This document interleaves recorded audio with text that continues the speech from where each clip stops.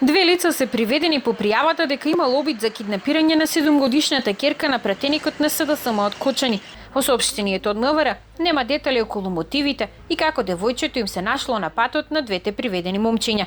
Констатирано е дека 18-годишниот Мђ и 18-годишниот ИЈ со патничко возило БМВ управувано од Мђ се движеле низ улиците по градот и вознемирувале граѓани.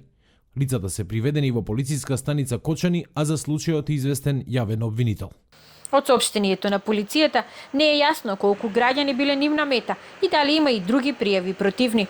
Неофицијално, момчињата со возило со странски таблички нагло застанале пред девојчето и откако го отвориле прозорецот од кај совозачкото седиште, со заканувачки глас му викале да се качи во автомобилот, но избегале кога виделе нејзин постар роднина.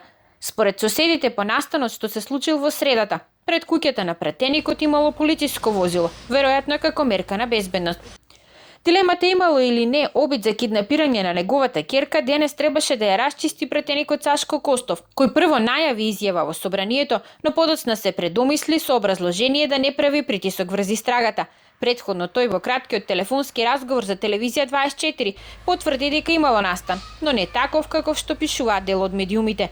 Тврди дека зад случајот не стои политика, а досега не добивал закани.